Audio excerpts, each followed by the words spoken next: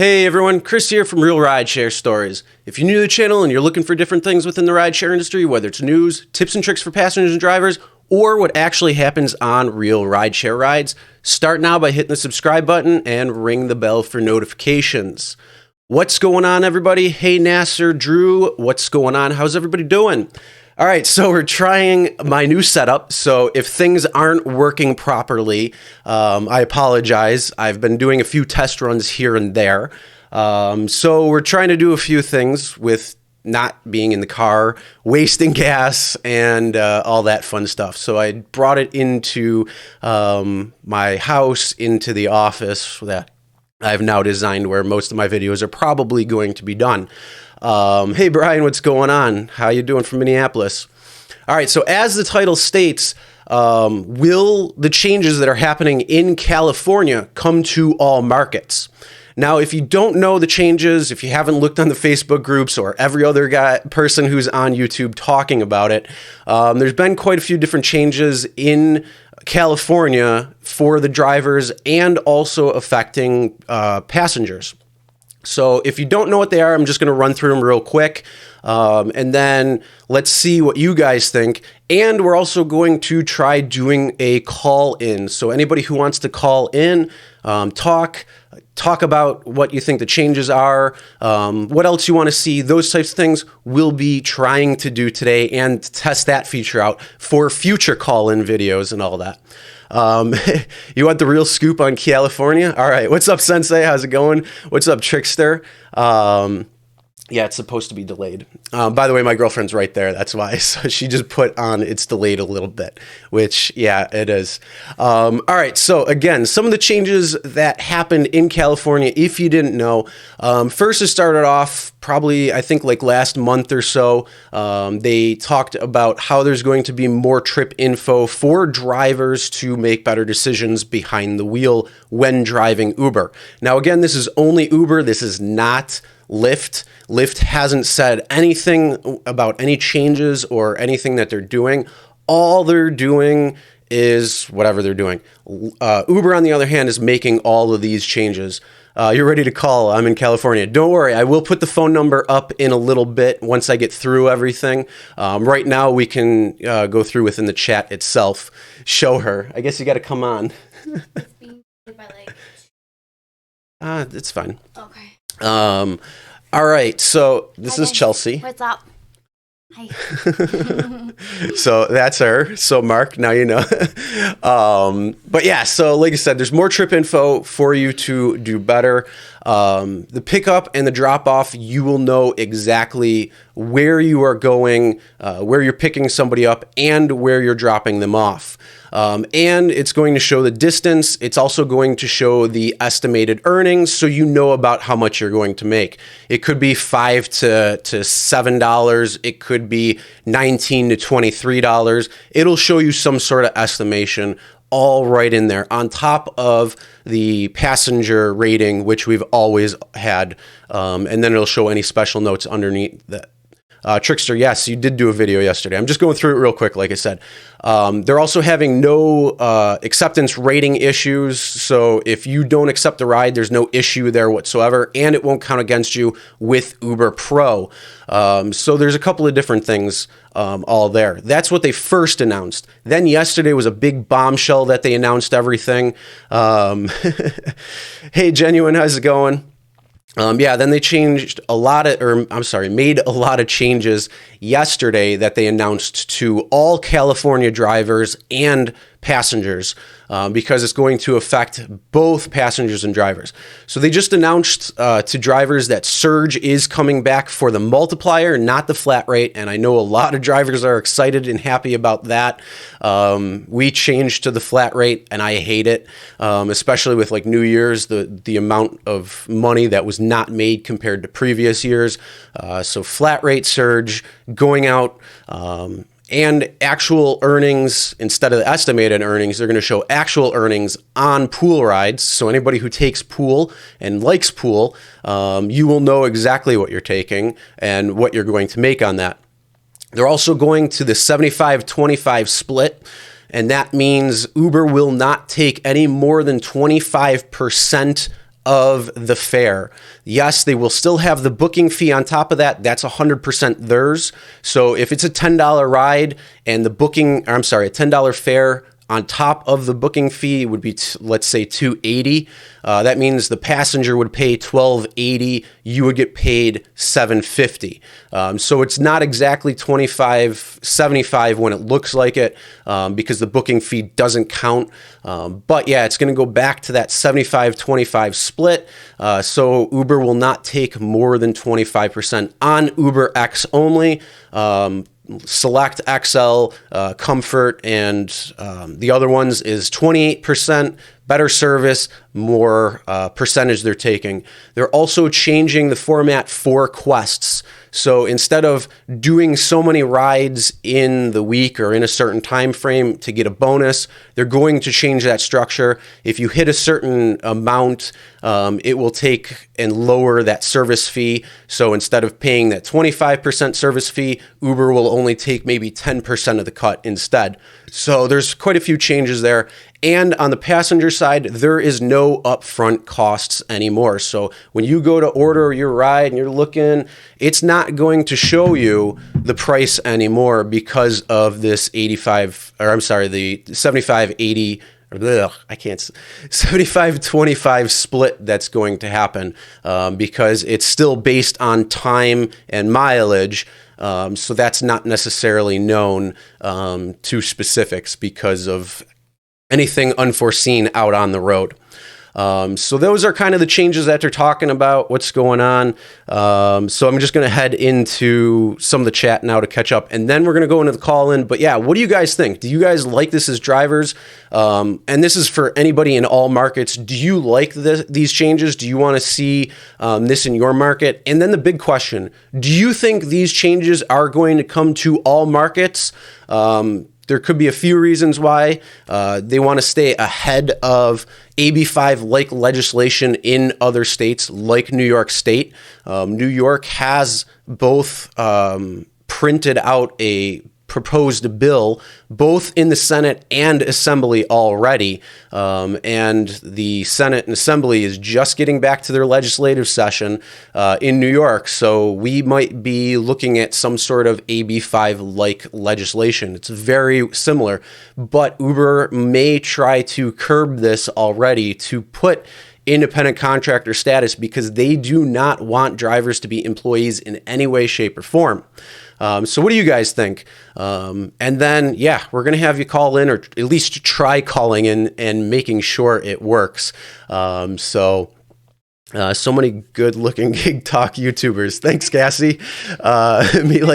You like the background? Thank you. Hoping they bring these to the Chicago market. Okay. People like Pool. That's new news to me.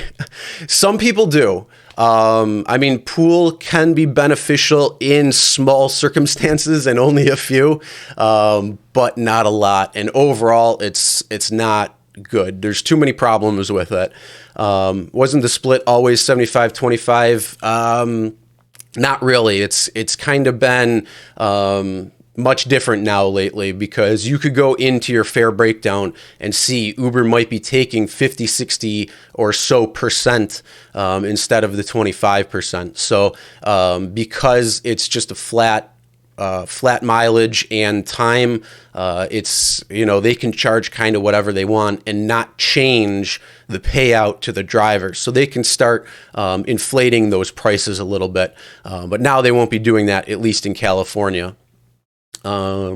So yeah, Jeff, you say you want it in Chicago. You like the background as well. All right, cool. And I can change it too, which is nice. So if I want to do maybe like that, technical difficulties. Come on, change. There we go. All right. Sorry about that. But yeah, we're just kind of, like I said, trying to test everything, really working on the computer now.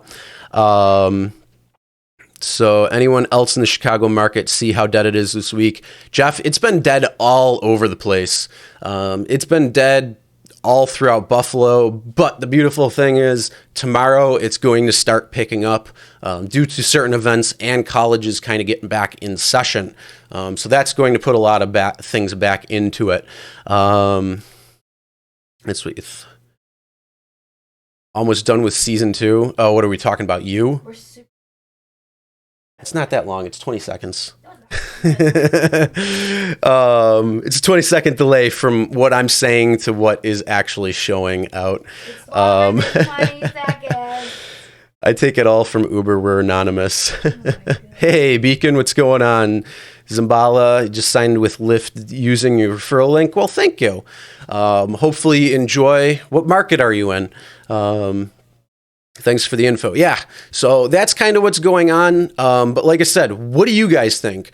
Do you like this? Do you want to see more changes? And do you think this is going to come to all markets? Comment in the live chat right now. Let me know. My thoughts are, I think it will come to all markets. I think they're going to try to curb legislation, especially in states that have shown some sort of want or need for legislation within the rideshare atmosphere and arena. So I think they're going to roll it out in New York State, especially with New York City. I think they're going to also put it into places like Washington, Illinois, where they've been toying with other ideas and talking. So I think they're going to start rolling it out, and I think they're going to make these changes and make it kind of flat across the board. If you watched the Rideshare Guy, he kind of talked about this, and I agree with him 100% when he says he thinks it's going to roll out to everybody as well. And I think that because I think it's just going to be too confusing for people who are either living in California or driving in California and then going elsewhere and seeing how it's different. So I think they're going to try and level it all on the same playing field, and it only makes sense to do something like that. Now, I think these I think these should have happened already. These changes already should have been there. It's more independent contractor than employee when you have all of this information and you are not penalized for not taking rides that may be 20 or 30 minutes away and not knowing where necessarily you're going. You need to know all that information, plus this hyperinflated rate that Uber could take. So I think all these things are going to be good.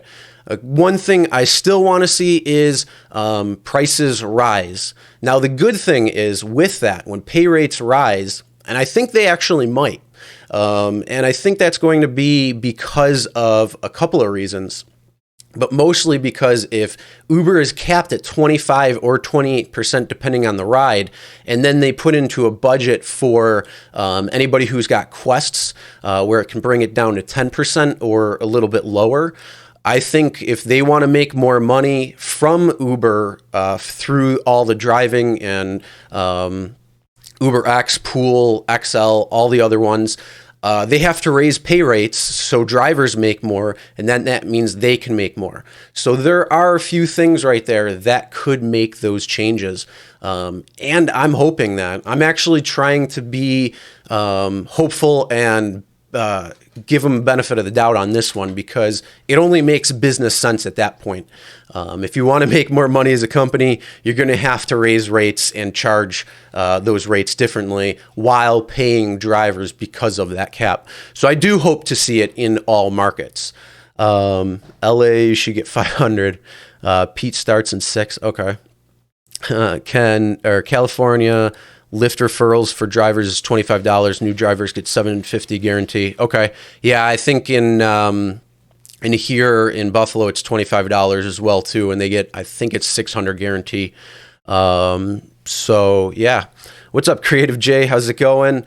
But yeah, all right. So what I'm going to do right now is anybody who wants to call in, you can call in right now.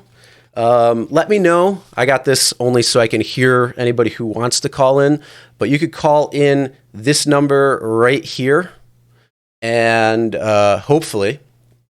So yeah, rules, just keep it to 5 minutes or less. Be respectful to anybody.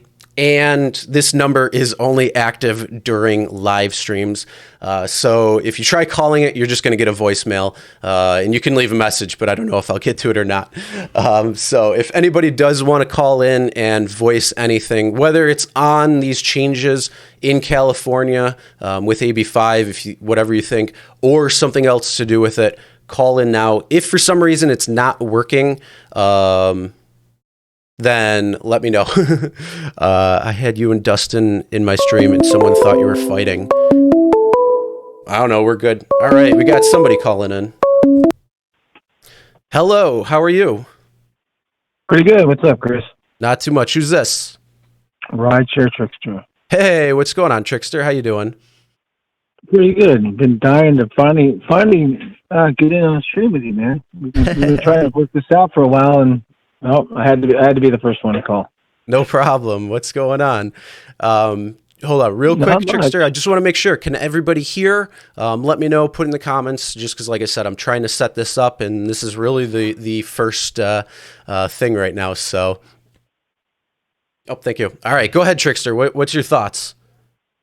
Well, I did, like I said yesterday, I did a video breakdown on the app. I actually opened up the email and went step by step through all the different changes, the 6 major changes, and then decided to go out and just drive on both platforms and get some content for a follow-up video. And what I saw last night, I wasn't really impressed with, to be honest with you. Let me put you real quick.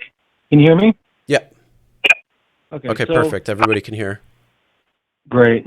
So I'm going to give you a ride fare for last night that I did at 12:23 a.m. for a ride request. Okay. And so they're actually still letting us break down the ride fares.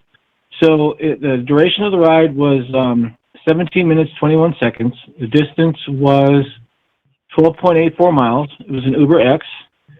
And it's showing what I received in distance, 12.84 miles at 60 cents, $7.70. For the time, it was 21 cents a minute, $3.65. Wait time, 1.48 minutes, 37 cents. So it turned out that the rider paid $17.06.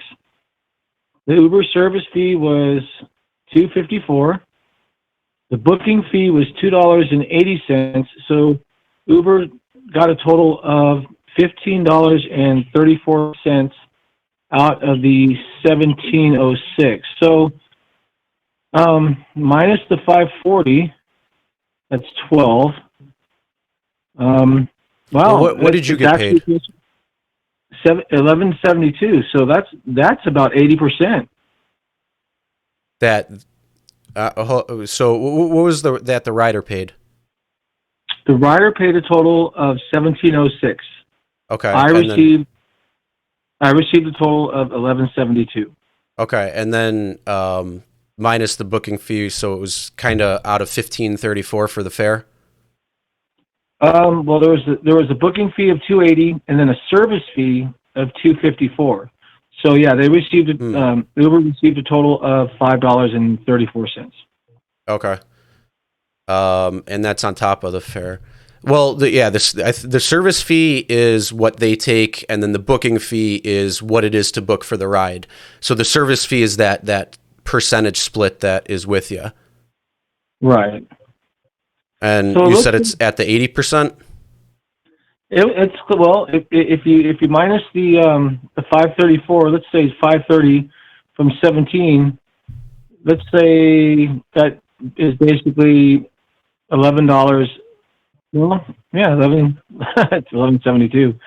So it is a little confusing, but I was highly doubtful that they were actually going to do a change that was that dramatic. But according to this one ride, it looks like they're paying their drivers 75% of the fare, which is, if they had done this last year before everybody started protesting, they wouldn't be in court. True, yeah. Now, have you seen the surge price change to the multiplier yet, or is it still flat rate? Yes, I actually have another ride where I actually picked up a surge. It was kind of a bummer, though. like they used to have the sticky surge where you roll up and it'd be a flat rate $20 surge. You'd get locked in, and then maybe drive a couple miles out of the area where it wasn't so busy. Excuse me. Do a short trip, and you still got the $20 bonus. I was actually actually picked up a ride.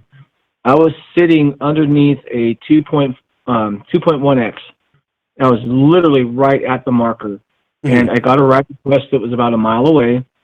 And after all is said and done, I wound up getting a surge of 1.5x. So I got paid $1.31. Now, I remember back, I'm saying like July and August before they went to the flat rate, I was out in Marina Del Rey, and they were maxing out at 500%. And if the rider was in the 400% area, the driver was still getting the 500% because we were coming in from the 500% surge area. Mm-hmm. Now it looks like they're not keeping that, and they're, if the surge is close or the rider's close to whatever your max surge is, it looks like they're coming up to a medium to meet somewhere in between, which I guess, again, is still better than nothing, but, I lost 0.6% on the surge, so it would have made it 80 cents for the ride, or 60 cents that in the difference between where I was at and where I picked the passenger up. So so far what I'm seeing, like I said, I just drove around, picked up a couple rides. I wanted to get some input and some see it myself, and so far it's actually looking pretty good. I got a few screenshots I'll throw out to you real quick, and I'll let someone else jump on the phone. I don't want to take up all of your time. All right, yeah. But quick, I mean, the thing is, it's the rates aren't going to change for what we're getting paid, or at least what you're getting paid in California, because it's still going to stay the same rate. It's just what Uber's taking is only going to be about that 25% max, or at least a few cents here or there. And that's what I was saying a little bit before. If you are going to take more, meaning Uber wants more money or more take, they have to increase driver pay as well. So if you're getting paid, I know this isn't pretty much anywhere right now, but if you were getting paid $1 a mile and you wanted to make more money, you could bring it up to $1.25 a mile, and then that means the driver's making more. That means Uber's cut is going to be more. So that's hopefully what could happen. But on the flip side of the coin, I know a lot of people are saying, well, they're not raising the per mile rate, so technically drivers aren't making any more money. No. That's kind of a gray area, and I'm going to have to kind of disagree with that, because even though they're not raising the per mile rate, the driver's take is still higher. So instead of getting 40% of that ride, we're now getting 75% of the ride. So no, they're not increasing the per mile rate, but if we're getting a higher percentage of the fare, then technically we are getting more money, regardless of what the per mile rate is.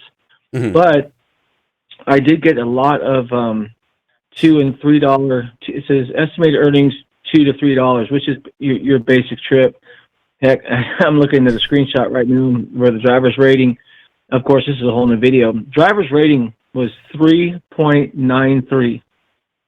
And, of course, 3.93, we get deactivated at 4.6. Yeah. Yet the driver can have a 3.93. So anyway, I just wanted to call in. Like I said, I did a little driving last night, and hopefully that gave a couple people some ideas as to what's going on here in the Los Angeles area. But I did go back and check out some of my prior rides that were close to the rides that I did last night.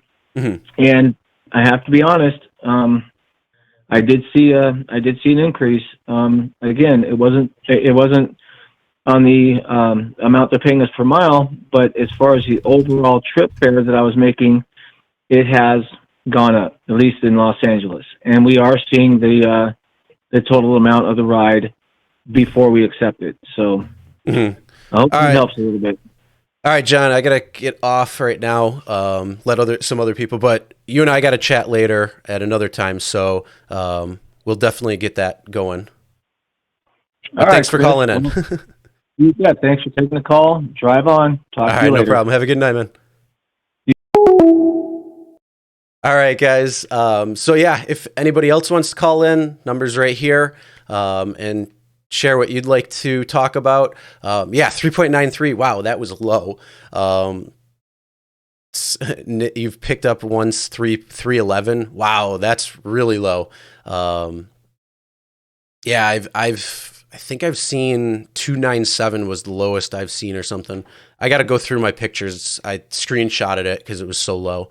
But yeah, if anybody else wants to call in, share what their thoughts are, or just anything, whatever, you could do that too. Like I said, just trying to make sure it works. And so far it does, which is great. So that's good.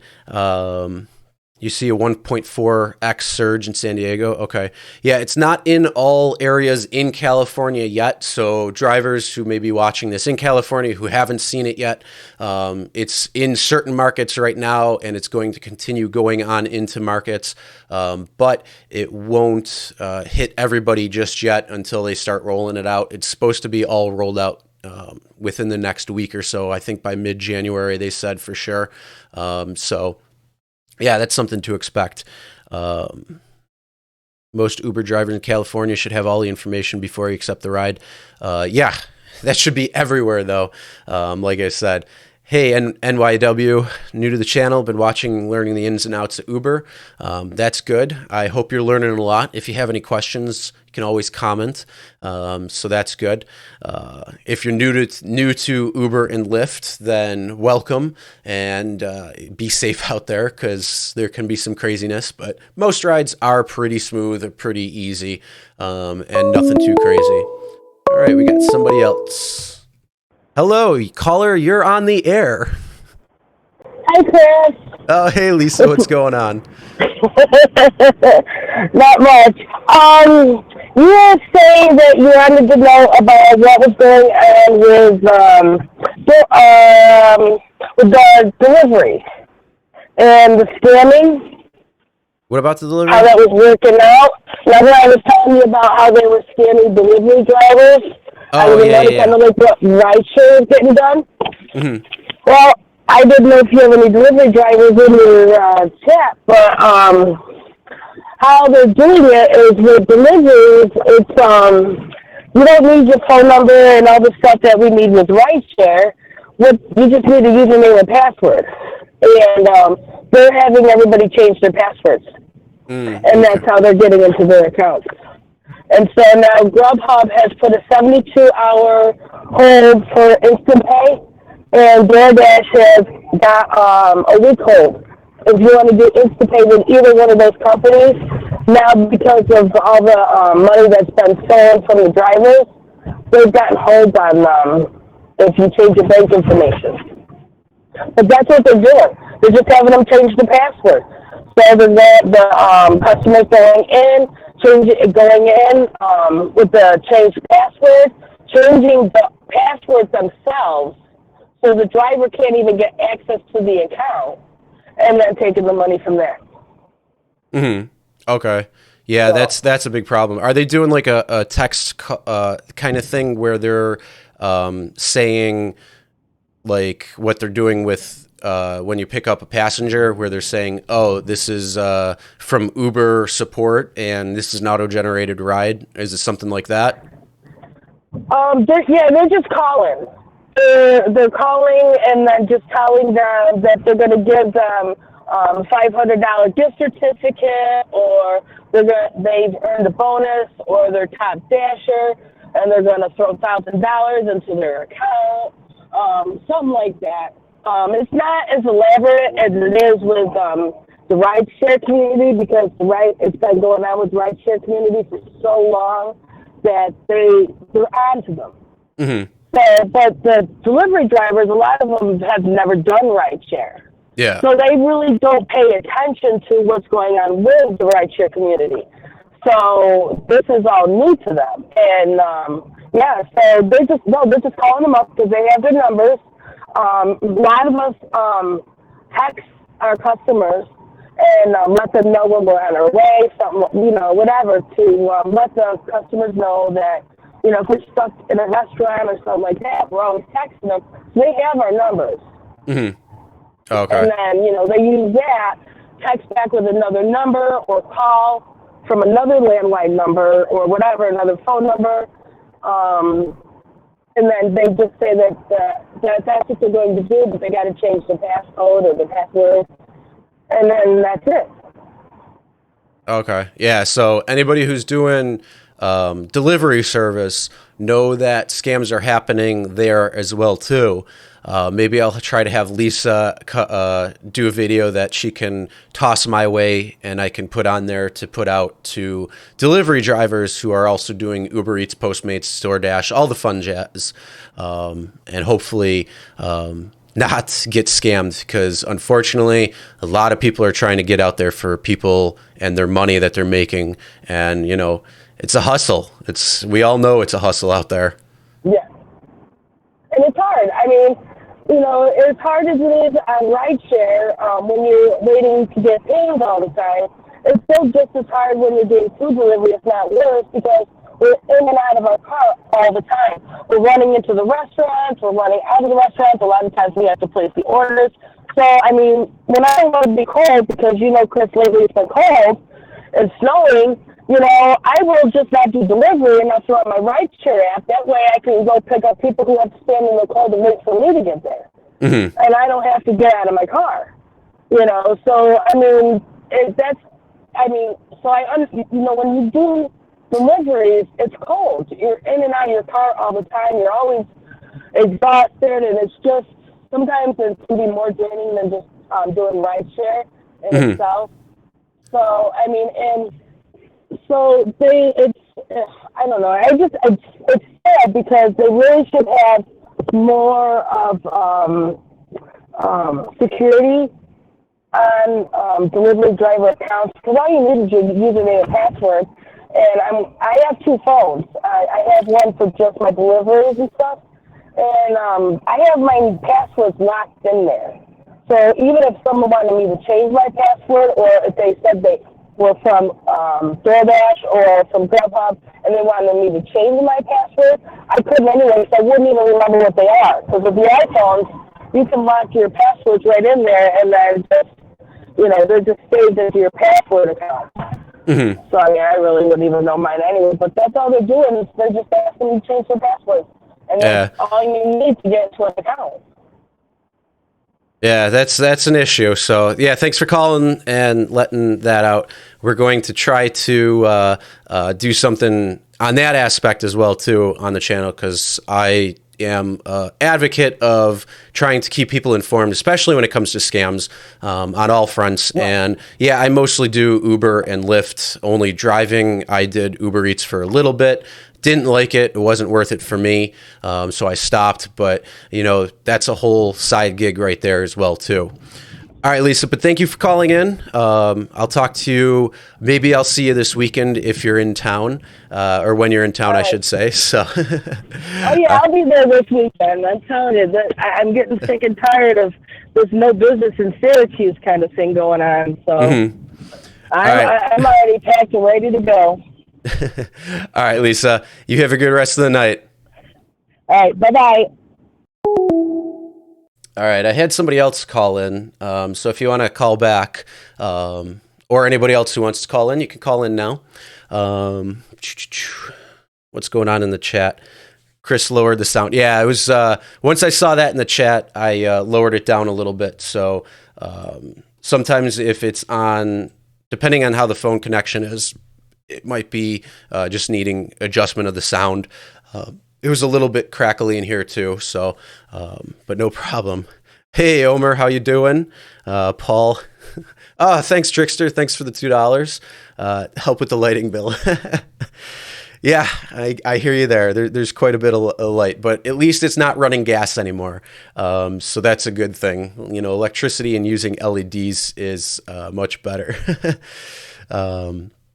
No food. Yeah, I don't. I don't do food either. I used to. I tried it when it first came. Wasn't worth. Hey, Vegas Rideshare, what's going on? Thank you. Yeah, this is the new setup. Partially, I might add like just a couple of quick small things in the background, and that's really about it. But yeah, I just wanna do it inside the house instead of being in the car and all that, just to make it nice, a little bit nicer. Chicago, James, what's going on? But yeah, anybody who wants to call in, by all means, you could talk about anything within, like I said, the changes to Uber in California. What's your thoughts on that? Do you like it? Do you want to see it in your market if you're not in California? And if you want to talk about anything else, then call up and let me know. Did I get what? There's a timer on the thing. Oh, Yeah. Oh, But thanks. okay. We're doing some. She's the what would that be? Producer, I guess. I got it. Setup is fantastic. Dustin and Kevin will be envious. Thank you. Yeah, Mark. It took a little bit of time to actually get all set up. I was testing it and doing all that good stuff. And I just threw a couple of things together with just kind of knowledge, like this screen that you see. That was all done. All right. Hello, caller. You're on the air. Hello, my name is Dan. I'm calling from Huntington, Long Island, New York. Hey, how you doing? I'm doing fine. Can you hear me okay? Yeah. If you could put it up just a touch, that'd be great. I got it on Bluetooth right now, so. Okay, here, hold, I'll turn up my volume. Go ahead. Can you hear me better? Yep. Oh, yeah. So, now with regard to the California, AB 5 itself, obviously that made changes for the drivers down there, and hopefully, let's see if it comes down to New York.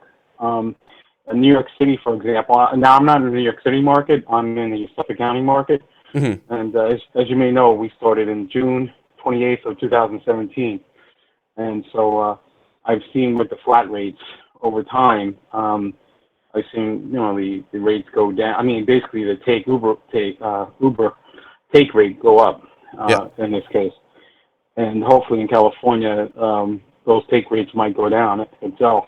I'm not sure if you see it yourself. I mean, I've been doing spreadsheets when I first started. So I have spreadsheets from the beginning to now, and my spreadsheets are so detailed that I see the surge amount they give me and the surge amount they charge the customer. So I get to see the overall picture of what's going on and all the mileage and everything I break down to this. So hopefully other drivers can do this too. And I want to share it with the community itself. Okay. Because the information I provide, the information on the spreadsheet is so powerful that I think it would help all the drivers that look at it and they put their information down. So hopefully the AB5, for example, I think it will make more money. The only concern I have is that I know it's a 75-25 split, but you know what? Over the years, what all the drivers have been through. Now I do this as a side gig, so it's not. I don't do this for a living. I enjoy doing this, but the only thing is, how do we know as drivers that you can give 75-25, but then of course they can always increase the booking fee to $5, $6. You know what I'm saying? How do we know that? That's a good point. I mean, who knows? I don't think they're going to be able to do it too high because otherwise, if their take gets higher and higher, you're going to start seeing drivers again complaining a lot, and that might have legislators trying to look at certain practices that could potentially, kind of cause some sort of issue. But that is a good point. And yeah, you don't know what the booking fee could be because it used to be, I think it was like $1 or it was under $2. I know for a long time especially when it first started. So yeah, I mean, it could be anything. And then, yeah, I mean, you're in New York as well. I'm in Buffalo, so other side of the state, but we're all under the same jurisdiction when it comes to New York State, and both the Senate and the Assembly have bills that they've drafted for this legislation session that's starting. So it's very possible something like AB 5 could come to New York this year and soon. And the way they did it too, if I've at least on the Senate side of things that I looked, they were talking about that it would take effect immediately. So it wasn't like how AB 5 was drafted, signed into law at, I think it was in October. It was October or November. I can't remember exactly what, but it was supposed to take effect on January 1st. So this could be something a little different. And the changes, like I said, could come to New York maybe beforehand. Yeah, I believe it's so, and maybe Jersey too. Jersey has that $600 million lawsuit basically going on there, and then with New York City, with New York itself, I think there's almost not another representative besides, I forgot the individual, but there was another representative too in our government that wanted to put a bill up. Not even one bill, almost two bills. So I think that New York might be the next one in line, and then of course maybe Jersey, and what California does, what they do basically, they're their own country in itself. And so when they do, if they get through this and everything, I hate to say this, usually the dominoes just fall, and it just goes all over the place, and it might not even in the U.S., but also in other countries. Mm-hmm. Now, would you like? Do you want to see this come to New York, or at least in your market, or well, technically our market actually, or at least all markets? I think I've been doing this for when it first got here, and to be honest with you, I just wanted not even for me, but for everybody, just fairness. That's all, fairness for everybody. Mm-hmm. And to be honest, if you look at, and I hate to say this, I read the whole prospectus when they first came out. So I used to be like a stockbroker many moons ago, in the early 90s. I read that whole thing from page to page.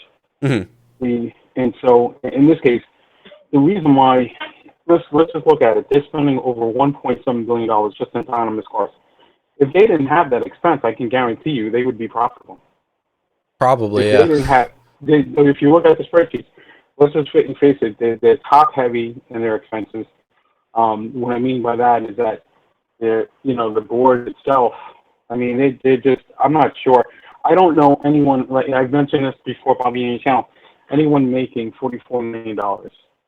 Mm-hmm. Making in stocks is driving basically. Can you imagine someone making $44 million driving a taxi towards the company? Oh yeah, it's insane. Yeah, and so you start thinking about it, and hopefully, the investors start looking at it saying, hey, you got to cut costs. But the thing is, I think they can be profitable. When I do my spreadsheets every single week, the take rates are not, they're saying on the reports, it's around 21, 22%. Those take rates, when I do my spreadsheets, on low rides, they're basically taking up to 50%. On the short rides, the take rates are greater than that. They could be up to sometimes 28, 30, 35. And in New York, I'm not sure in your area, but there's sort of like a black car fund, and there's another fee itself, and that's about 6%. And so I'm not talking about the 6%, the tax is taken out, but I'm still talking about at least 30, 32, 33, 34% taken out. And Lyft is just another story in itself. It's just they're just robbing, to be honest with you. They're just taking so much. If I had to choose, I hate to say this, Uber is the nicer guy compared to Lyft. In certain circumstances, absolutely, especially when it comes down to it, and the way what Lyft has done when it comes to hiding what the passenger's paying and kind of putting this aggregate so they can kind of do like maybe manipulation of prices on top of it and keeping drivers in the dark. That can be a major problem. And yeah, that's something that's the shady ghost or the shady, I don't know if and that's the thing. At least Uber at least tells us, and I enjoy doing this ride chat, and I really enjoy it. But when you start, I can't imagine that the premise the idea of an independent contractor. The purpose of maybe a plumber going out there and just doing a job and saying, hey, we're not going to tell you how much you're going to get paid. You know, Mm-hmm. the idea of, for centuries, that if you go out and you get a job, you know what you get paid, you know how much you're going to charge. But that in itself, not letting us know where we stand. You know what? Can you imagine if our politicians had their own business? It's like, well, we're not gonna tell you what you're gonna get paid. By the way, Mm-hmm. we're gonna sort of surprise you. Just think about that concept, how crazy it is. Yeah. And that's Yeah, what for we have sure. to deal with. Yeah. All right. Well, thanks for calling in and sharing the thoughts. And you have a great rest of the night. You too. Have a nice. All right. Thank you for the calling in. And anybody else who wants to do a quick call as well, keep this going for a little bit more. I see there's some astrology going on right now.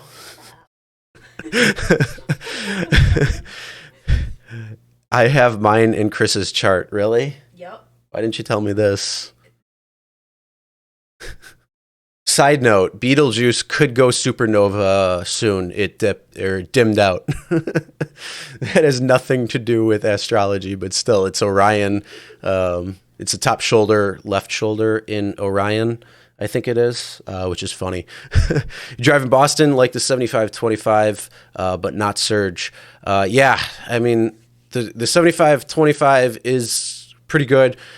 Surge, flat rate surge is good for short trips. So yeah, in bigger cities, it can be, a lot of times you're going to see short trips where the flat rate surge can be better. But overall, I'm going to say that the multiplier surge is going to be better for most people and for most rides. But yes, like I said, the short rides, flat rate surge is better.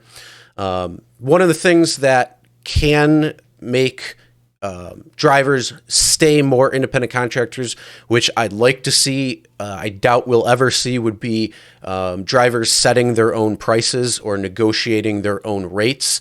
Something like that would truly give drivers much more benefits in terms of being true independent contractors versus employees or that gray area that they operate in right now. All right, Omer, you can call. Anybody else who wants to call, go ahead. Number is right here. And nobody's called yet. Shush. I'm just kidding. Without a question, you have a career as a radio talk show host. Thank you.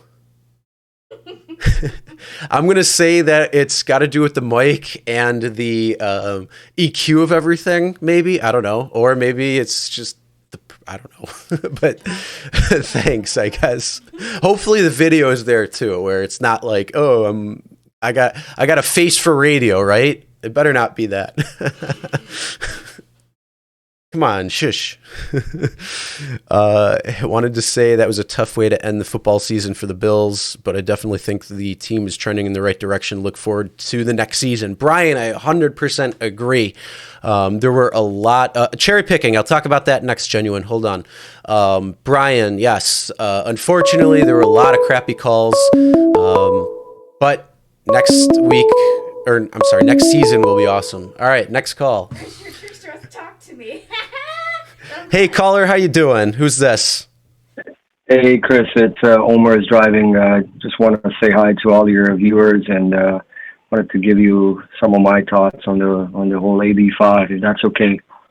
All right, go ahead, Omer. And how's it going? It's good to hear you. Yeah, thank you very much. Not too bad. I'm just saying hello to everybody. But think about it. California, as much as they're wanting us to be employees, I think they're doing a couple of good things for us. And California being the role model, California was already world's 10th largest economy. It's now close to like world's 5th largest economy when you think about it. With gross domestic product of about $3 billion. Mm-hmm. And they're going.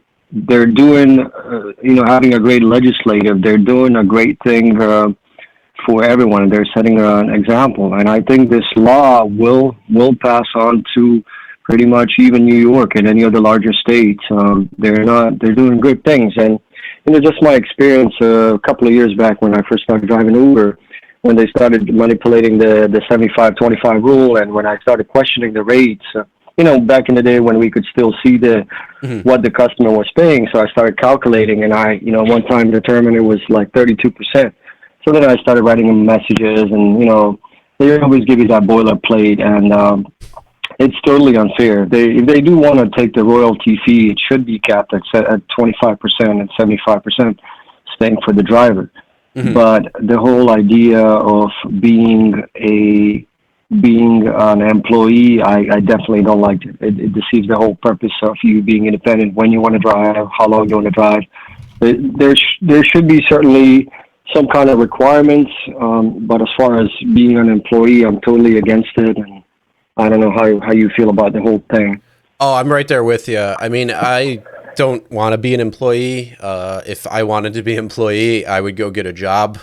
But yeah, for sure. The big thing for me at least is that it's the flexibility behind everything. Like I can go on, I can go off whenever I want. There's, if I'm not feeling well, like the last 10 days I was sick. That can be a big impact when you're an employee and cause issues there. Yeah, of course. But with having the ability to just say, I don't feel like driving for, a few days, a shift that you may normally, or an entire month or even longer, that's an amazing flexibility thing. And that's kind of, I think, the reason why most people do it is because they can fit it into their schedules. But some people think that they have to continue driving more and more to make more money. But yeah, no, I mean, I don't want to be an employee either. So I'm right there with you.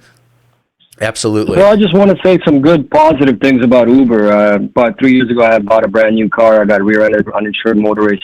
On my policy, I did not have rideshare added on there. Uber didn't even question it, didn't even say anything. There was a deductible. They paid for it, everything. When you think about it, Lyft has got a $2,500 deductible versus Uber. And I got a nice chunk, nice settlement. Everything worked out just fine. Uber was really great. They paid me, compensated me for my lost time. And, not everything is so negative about Uber. They did some really great things for me. So I just want to throw that out there. I think it's important for drivers to know what their deductibles are, and as well. So Uber is pretty good.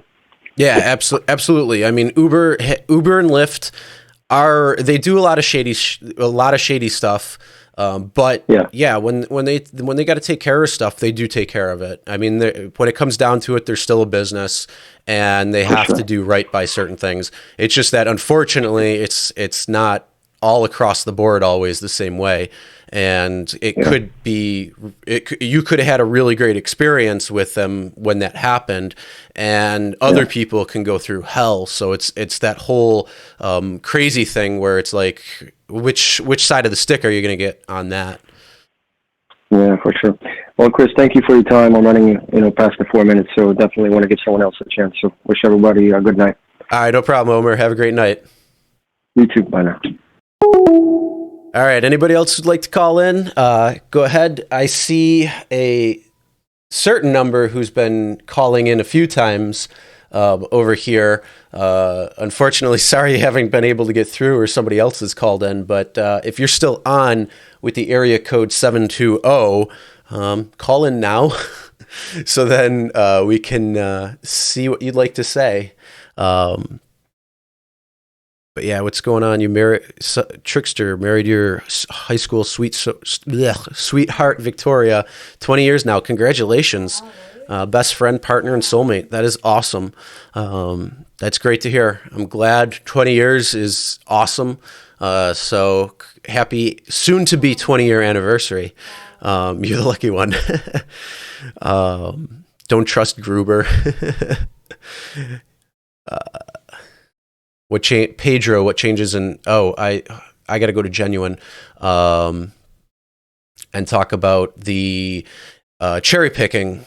All right. So Genuine, if you're still on, what did you want to hear with cherry picking? We can talk about that. Is there anything that you wanted to say specifically or bring up in terms, and we can kind of talk about that, because that's pretty open-ended.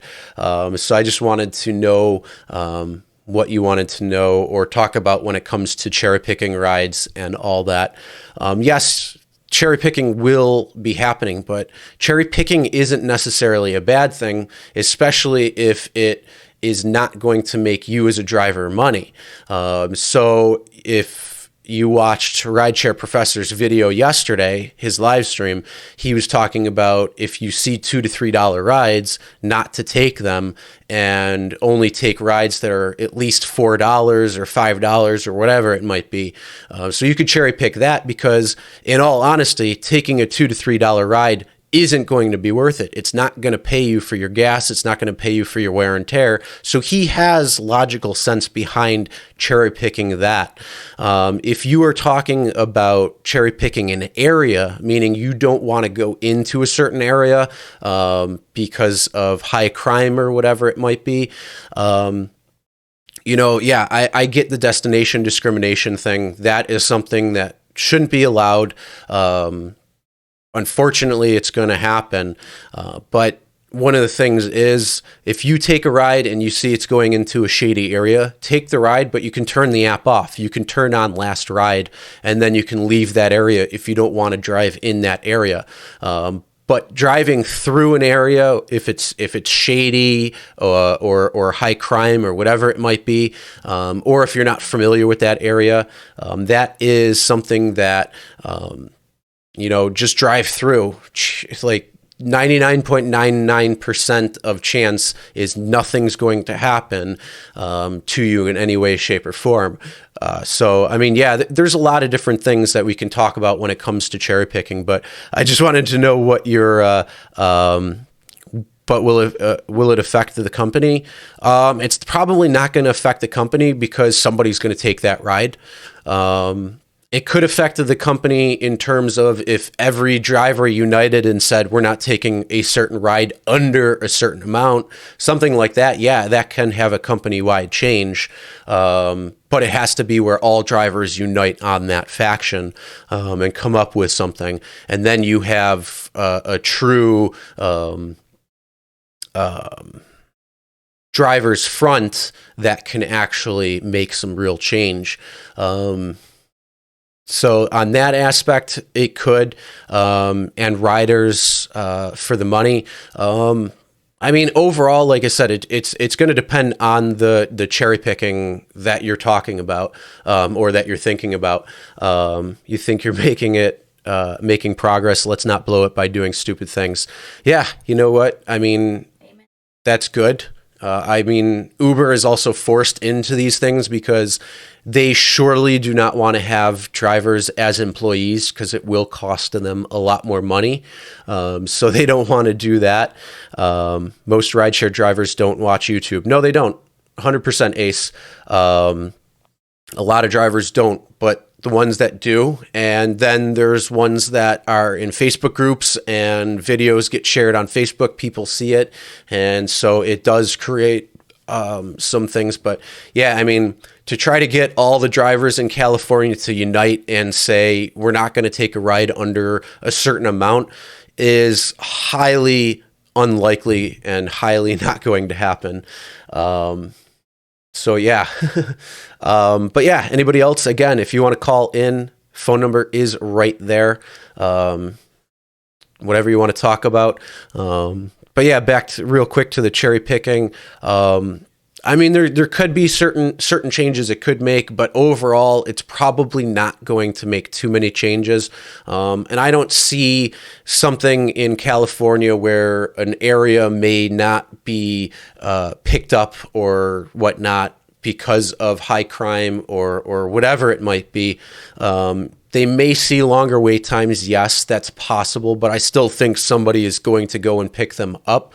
And again, they're kind of doing that like low ride thing where God, I lost my train of thought. I'm trying to think of like three things at once.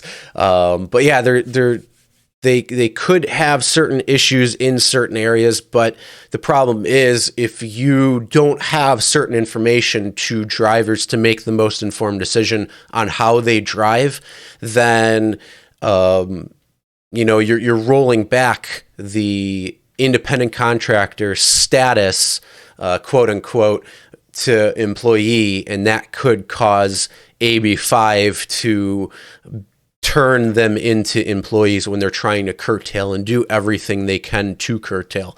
So they could see that as, there's going to be a potential problem, or could be a potential problem, but something else. Oh, I got somebody local. Hello, caller. You're on the air. Who's this? This is the dual beacon. What's up, Nick? How's it going? Good. How are you doing? Oh, not too bad. How's everything? Actually, everything's awesome. Nice. Really good. Good. I thought I'd call in and give you a surprise. well, I see the same area code, and I'm like, oh, this is somebody. I know a few people local watch, but no, that's cool. Yeah. So what's your thoughts on the whole California AB5 changes? And then do you think it's going to come to the different markets or New York or what? Yeah, I think the 75-25 split like it used to be when they first came here to Buffalo. Mm-hmm. I think it was best. So mm-hmm. I think all drivers would actually like going out and doing the jobs then, more so, I would think. Yeah, I hear you there, 100%. Especially with the flat rate surge. Now, did you go? I can't remember. Did you go out and drive on New Year's? Yes, New Year's Eve, New Year's Day, New Year's night. Yeah. What was the price difference that you made from last year to this year? It's probably about $80. Okay, Wasn't really much of a difference. Yeah, that's not too bad. I've seen, some people were making $500, $600 last year, and then it changed over to flat rate, and it was down to like $250. So they lost a lot of money. Absolutely. But yeah, but yeah, I agree. 75-25 split's good because it's not going to make it seem like they're taking so much more money, even though we might get paid the same rate in mileage and time. Then or if we do actually make more because of it, because Uber wants to make more, hey, that just means drivers make more money, and that's a good thing. Very true. Yeah. It's always best to get that more money if you can. The multipliers hopefully will come too. Yeah, absolutely. I hope so too. 100%. They're still flat right now, so. Yeah. I was just on earlier and I saw a flat rate. I know these changes are only in California right now, but they could roll out. And like I said, I think they will roll out, especially with places like our state, New York, who is looking at AB5 like legislation. Yeah, that's always good stuff. Yeah. Hopefully it can be passed here too. Yeah. I guess so. I'm not a fan of AB5 in any way, but the fact that Uber hates AB5 so much and is making these changes to kind of curtail it is a benefit for us. Absolutely, for all drivers. Yeah. Good thing. Good stuff. Yeah, definitely. What are you doing? Are you getting out this weekend? You're going to see Lisa when she comes by? Yeah, I heard she's coming down tomorrow. Yeah. I've seen her actually on one live. I put her on my live stream, so. Mm-hmm. Oh, no. Yeah, I saw that. I think that was the first time she came in. Yeah, so it was fun. It was good times. Nice. Yeah. Oh, yeah, for sure. Hopefully it will come down to just being more fun again. And the one next thing that they have to do besides rolling this out to the rest of the country is they need to look at all these false reports and all that bullshit. I agree. All that stuff's got to be all looked into. 100%. But the good thing is it's changes that seem positive, and it's the first step, and hopefully it will continue on. It's that wild, wild west out there, and hopefully we're starting to tame it down a little bit, but all in drivers' favor. Yeah, at times I had drivers actually honk at me. I'm like, who's honking at me? Well, they see those beacons out there. Yeah, that's true. They just honk at me. Yeah, I haven't seen you since that one time. Yeah, that's when you see me as a beacon of light driver, actually. Yeah. my first name. So yeah, that was a while ago. yeah, state of Lyft drivers. Yeah, that was it. It was a while ago. It was just a Lyft though. So now it's Uber in the front and Lyft in the back. So nice. It's like a bullet.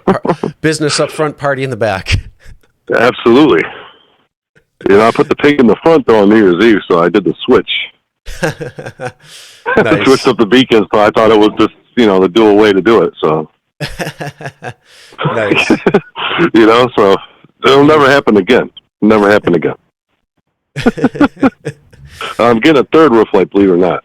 Oh man, it can't be dual anymore. What's it going to be? It's going to be trio-dual beacon. So now Nice. 3, but I'm only doing basically only Uber, so dual Uber roof light. Nice. Or I'm just going to bring it in the house. Oh, there you go. Hang it in front of the window or something. Yeah, it just blades right through the guy's, his windows across the street, like straight through. Mm-hmm. Like I can see it, like when it lights up, it goes right through his window. Yeah, it'll be like He must Kramer not like it from too Seinfeld. much. He must not like it too much. Yeah. Well, you watch Seinfeld probably. Kramer went with the chicken shop. Yep, chicken shop. That's right. that crazy light. Yep, it's all about the lights. All right, Beacon. Go ahead. It was awesome talking to you. Thank you so much for letting me call in and stay super lit. All right, no problem. You too. Have a great night. All right, thanks. All right, you too. All right. So anybody else who wants to call in, we're probably going to do 1 or 2 more calls and then wrap this up right after that. All right. And then maybe we'll have Chelsea come on and just say hi or something. Ace, 110% agree with you on false reports. Yeah, that's a major problem. Just all over the place, unfortunately. And all these changes could be great, but if you get a false report against you, that's still going to be a problem. All right, next caller. Hello, caller. You're live on the air. How are you? I'm good. How you doing? Good. Who's this? This is Frank Moneymaker Fraser. Hey, how's it going? Pretty good. Am I on air? I'm sorry, what? Am I on air? Yeah, yep, you are. If you could actually turn down the background noise, that would be fantastic. Yeah. Just because there's going to be a delay. All right, cool. So what's going on? What's your thoughts? Well, I think it's going to help a whole lot in a bigger way because it could give life back to Uber in that sense because I think that should have been like that the whole time. Mm-hmm. Oh, I agree. And if it had been like that the whole time, maybe the AB5 wouldn't have been around, from the beginning. So yeah, I think this is like a step in the right direction for Uber. Yeah, absolutely. I think it 100% is. And I agree with you. I've said that before too. I think that these things should have been in place already, giving you this information so you can make the best informed decisions. Because a lot of drivers out there aren't driving and making any money. They're actually paying money or making a loss, and they just don't realize it. And the more information you have as a driver, it's just going to be better overall. Yeah. Now, Go ahead. Yeah, go ahead. Oh, I was just to say, yeah, I'm currently working full time Uber. I like Uber. It changed my life for the better. But the only thing was I had to work my butt off, like especially summertime, the college student, because I'm actually stationed over in the RDU area where we got the UNC and Duke college student. So it's just more like a college town. Okay, where I'm at. Yeah, I hear you. We have quite a few colleges in my town, and the amount of drivers to when college is in session and out of session makes a huge difference. So I hear you there. But yeah. Are you in California or are you outside? I stay in North Carolina. Okay, awesome, nice. I was in Charlotte, so that's a beautiful area. I love North Carolina. It's amazing. But yeah, I mean, so do you want to see this then roll out all over?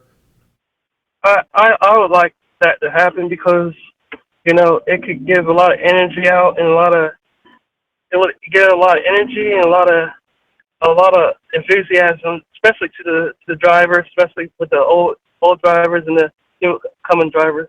I think it would be a great start, a fresh start, especially beginning in 2020. Start out the new year. So I don't think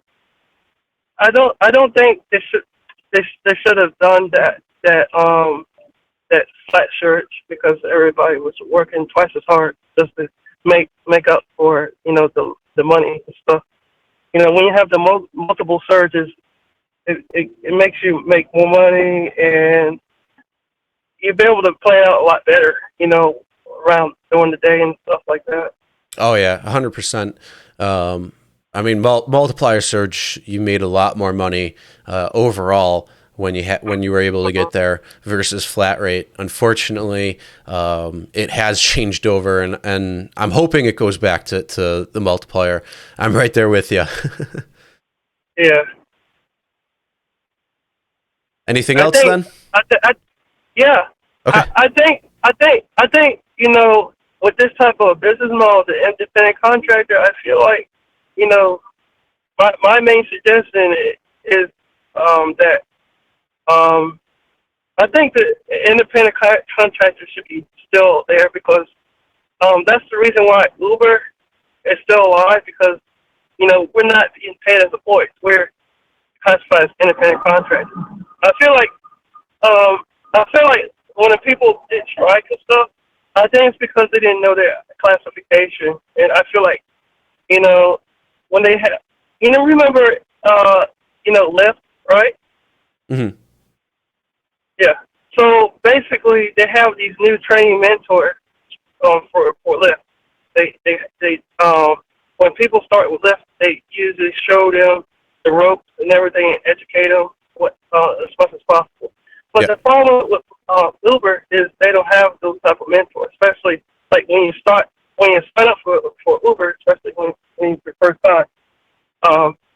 When I first started Uber, I actually had a guy that was explaining everything to me only just one time. I didn't even hear from him again, but all the questions I had with him was that I asked him what is the minimum hours that you have to work in order to keep your account sufficient. He says once a month.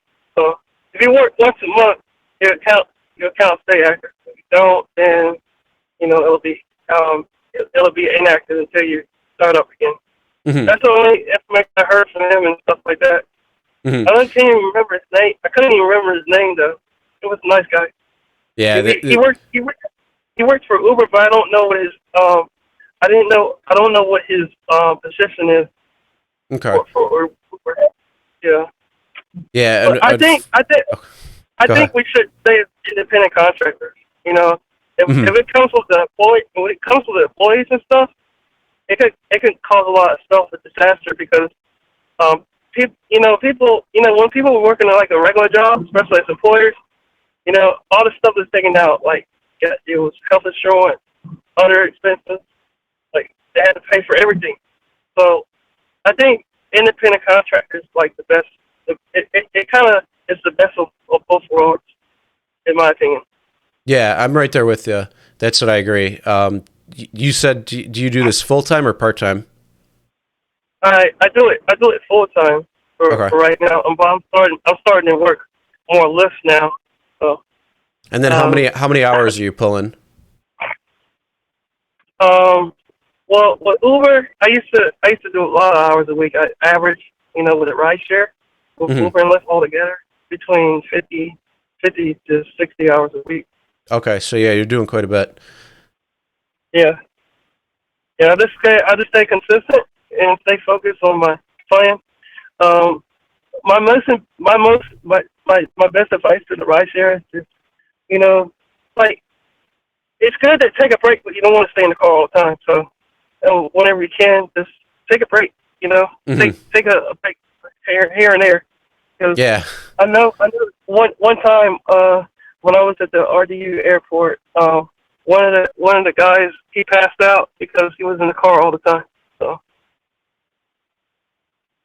Yeah, definitely. I agree with you right there. That's good. I mean, if you're go ahead. Yeah, if you sit in the car all the time, it's not healthy for you. Yeah, That's absolutely. why it's good, like they get out and walk around and stuff like that. Yeah, and that's what I try to do, like at least once an hour as well. Get up out of the car, like pull over. If I'm waiting for a ride, and just sitting there, walk around the car or something, kind of stretch a little bit. That's one of the best things you can do, 100%. Right. All right, well, thanks for calling in, and you have a great rest of the night. All right, you too, Chris. All right, Nice talking to you. All right, bye. All right, we'll do one more call for anybody who wants to call in. I've been seeing a couple of numbers that have been calling in and kind of got missed because other people are on the line. So anybody else, we're going to do one more phone call and then kind of roll off. Trickster, if you're still on, yes, I have seen that. I'm kind of seeing the chat a little bit. I have kind of watched that. So I've seen that. Thank you, Trickster, for taking care of that stuff.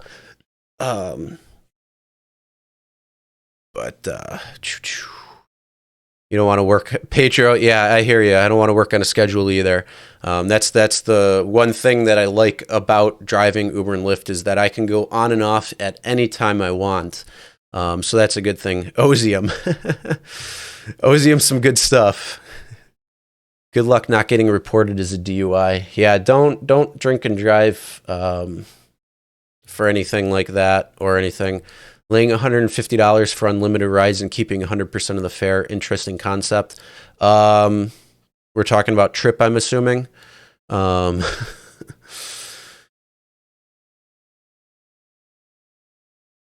get into a bad area and you turn off after last ride, move to a different area far away.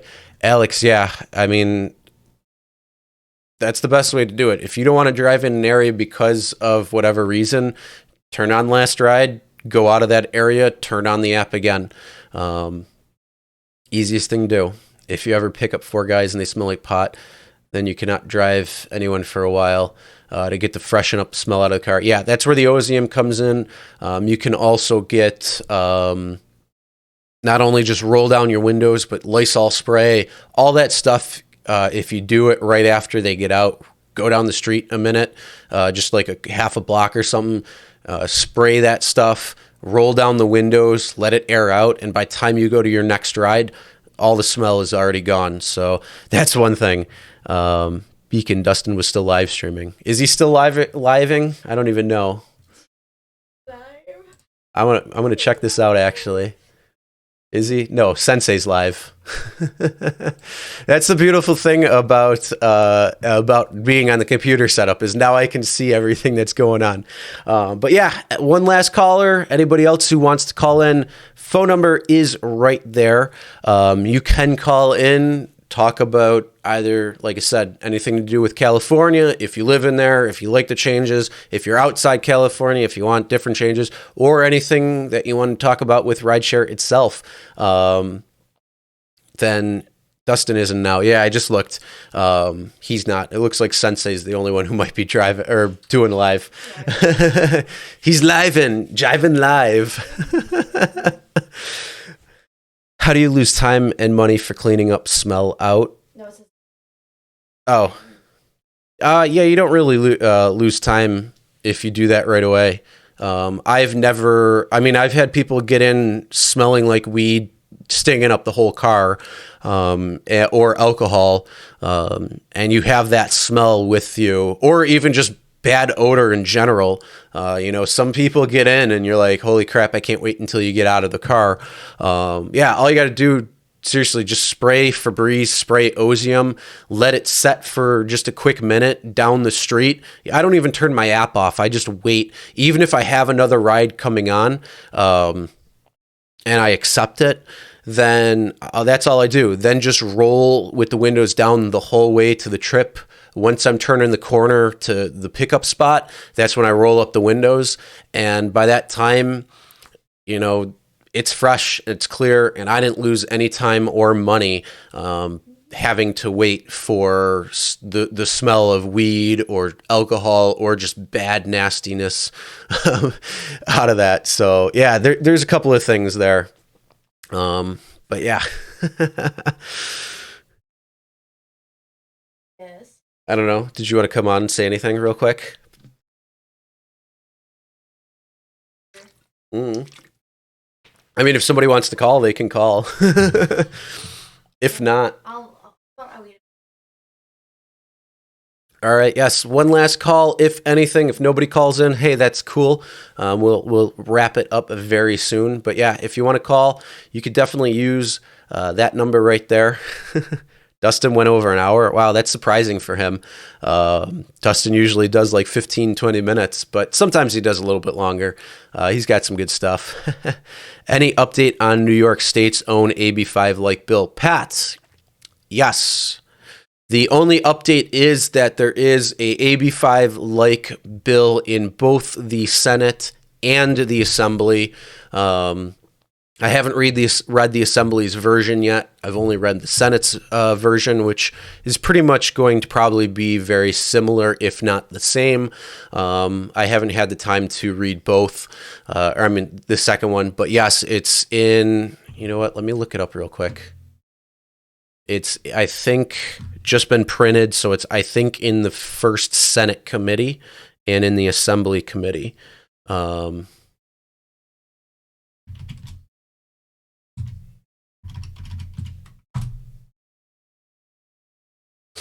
see if I can find it. Oh, got a phone call. Hello, caller, you're on the air. Hi, my name is Pedro. Hey, Pedro, what's going on? How you doing? Good. Yourself? I'm good. I just want to give out my opinion. Okay. And hopefully we all stick together and not let this happen where we are employees. It seems like they don't want to give out freedom. That's the way I feel that, every job that I had, the more suppressed you are at your job and the more control they have of your money, that's the way if I feel like that, everything is going. Mm-hmm. And I think that we as drivers should stick together, and so we can keep this, the way it is, because I mean, it just gives you that freedom where, if you're sick, and you don't have to worry about, somebody believing you or not, that, I can't go in tomorrow. Mm-hmm. I mean, that's just one of the things that makes me feel, good about being a driver. Mm-hmm. And I mean, it honestly, being a driver changed my life, because now I'm able to work on myself more than I did before. I can get more sleep if I'm healthier. Mm-hmm. It's just better, but.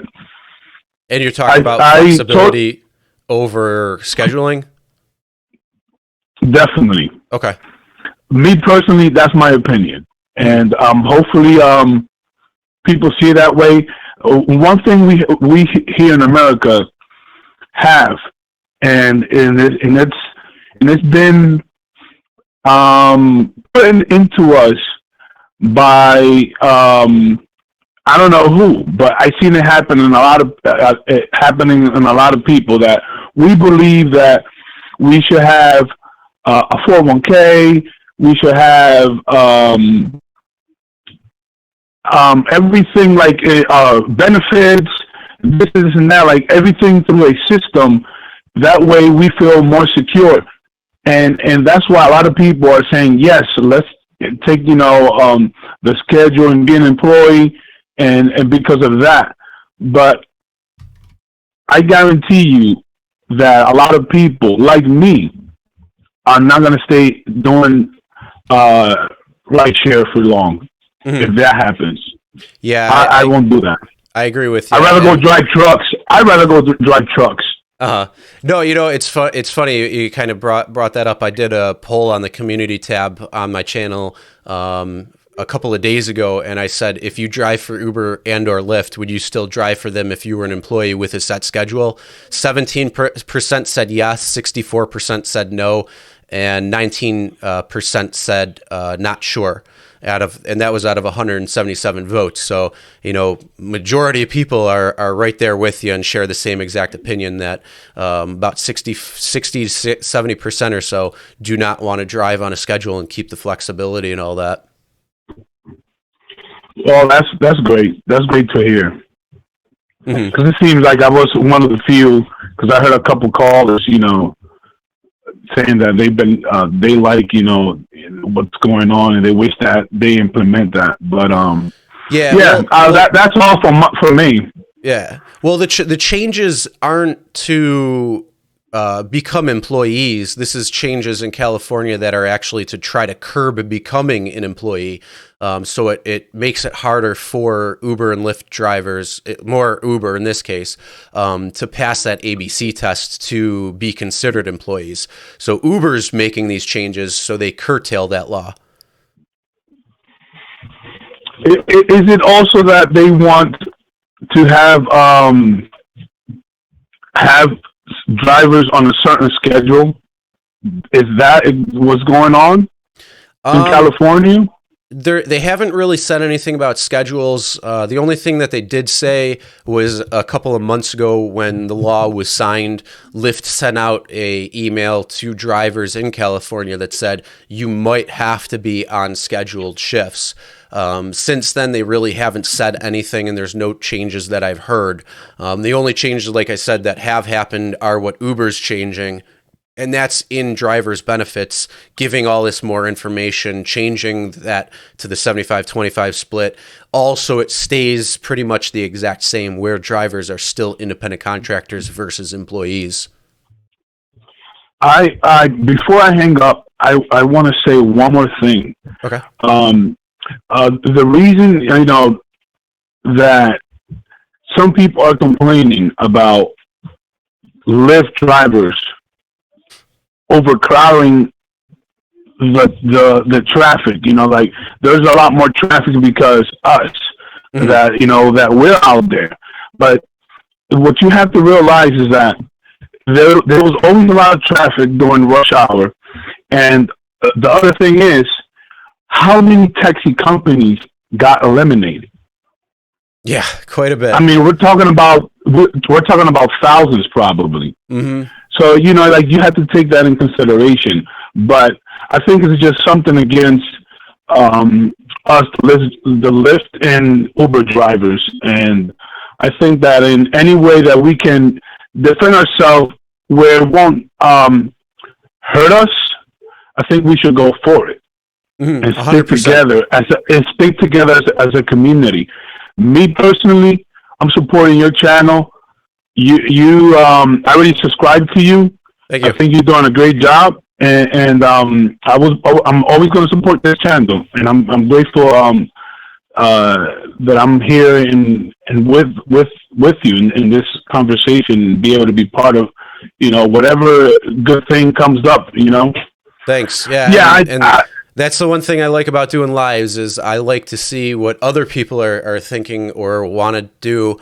And it's just a collaboration of not just myself or other YouTubers out there, but everybody in the community itself. Because a lot of us are all drivers. Yes, my channel can hit different people like passengers or just for entertainment with the actual rides. But yeah, overall, I mean, I'm a driver just like you, and a lot of people are. So we want to, just make the community better for all of us. So I feel you have I'm right a there big with power you. in your hand. Yeah, try to be. You have you right now, all you have to do is just keep going, and you're becoming just basically a leader for us. And we here can unite, and together we can make it stronger for for the benefit of us. But yeah, so that will be all for me. I want to wish everybody a good night, and thank you for having me. All right, thank you for calling in, and have a great rest of the night for you as well. Thank you. Bye. Bye. All right, well, that was a great call. Thank you for calling. What's going on? Dustin's on. Yeah, okay, sorry. I was going to tell you what was going on with New York. They do have some action. I'm on the Senate page right now. The actions are that it was referred to labor, which I'm not exactly sure what that means, but it's in the Senate labor in the current committee. Hello, caller. You're on the air. Hey, Chris, how you doing? I'm one of your subscribers. I'm Boosting 914. Hey, how's it going? It's going good. I mean, I was listening to what the other guy previously just stated, but I think there's more like three sides of this argument, though. That's the only thing. Because on one hand, yes, a lot of drivers do enjoy being independent, being able to go out when they want, going home when they want, logging off, spend time with their kids. But then you have the same drivers who, if it's like a slow week or something, and they're not making what they normally make, and they're making like $300-400 less, like they would also say, "Oh, I want to get paid hourly, just in case it's not that busy or whatever the case may be." Then you have the third option, which is okay, if I get deactivated, I'm pretty much flat out on my own, stuck with a car payment. If you are one of those people who went out and got a car. There's no security there. Yeah. So there's a couple of different arguments that need to be made, but I think one of the main issues, the fact that they keep lowering the rates and keep adding drivers, because I remember 3-4 years ago, around like 7 o'clock p.m. it would surge. I'd make a quick $100 within 2 hours. I used to be a part of a technical 2K club a week, working 5 days a week, but that can't be done anymore. Because there's a lot of drivers, a lot of different companies, and it's just too much to handle.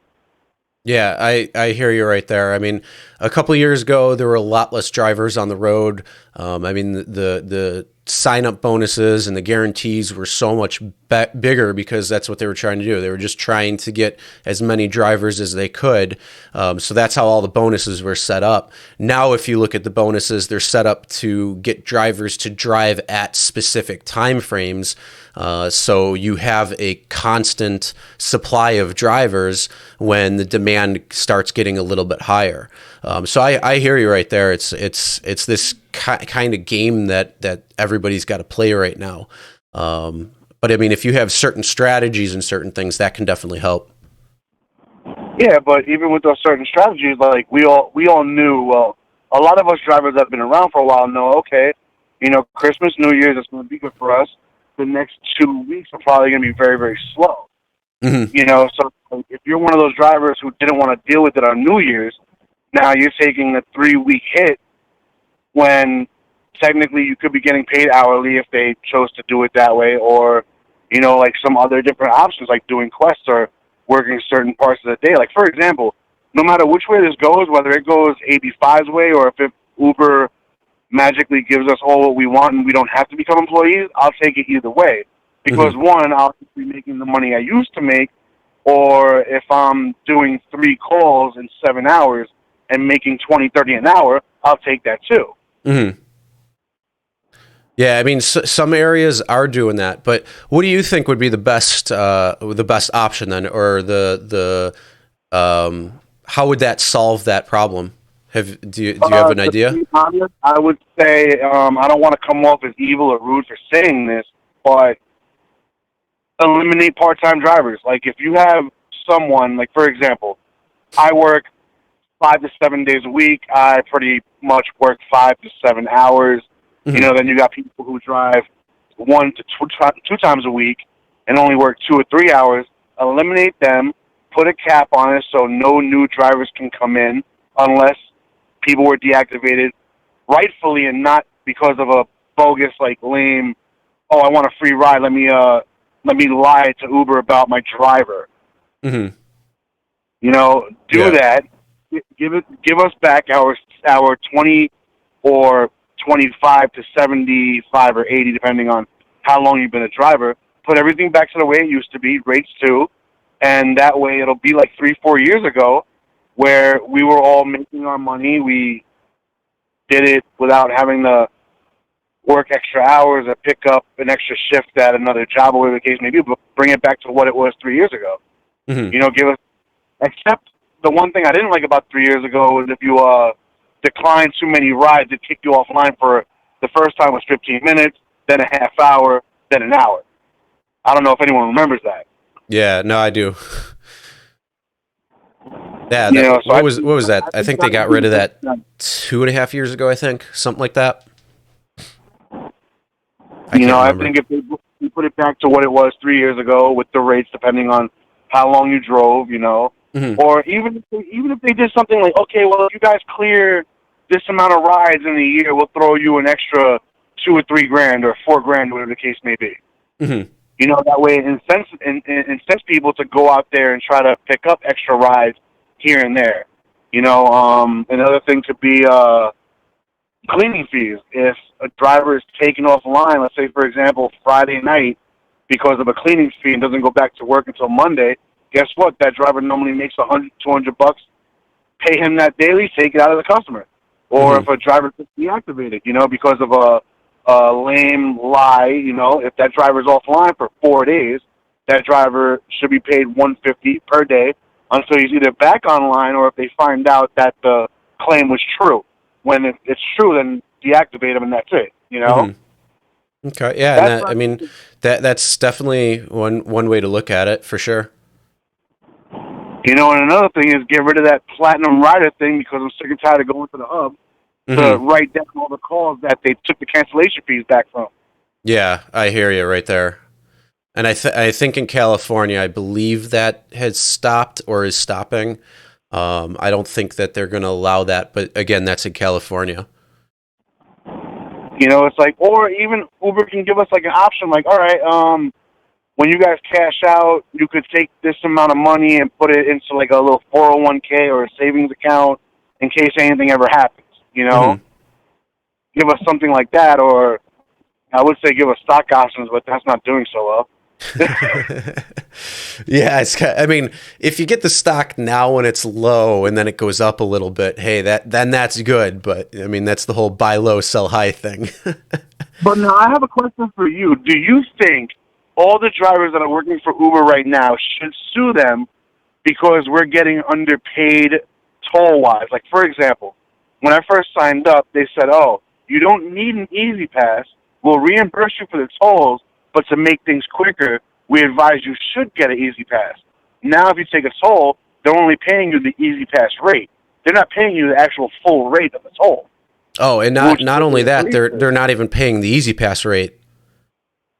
I don't know if you watched my video, my other video that I did about the tolls, because that's a great question. But yeah, it was the toll rate for the Grand Island Bridge in my area it's $1 for just the cash rate. For the Easy Pass, it's 95 cents. Somebody got paid 94 cents, which, I mean, a penny or even 6 cents sounds like nothing. But if you're shortchanging drivers over a large amount of time, you're getting a lot of money back. Now, lawsuits, I mean, it depends on how much and how often. I've always received 100% of a toll ever since I started driving. You've gotten paid the Easy Pass amount, though. No, I got paid 100% of the toll. I've gotten, for the Grand Island Bridge, it was always $1. So, because I look at that stuff all the time.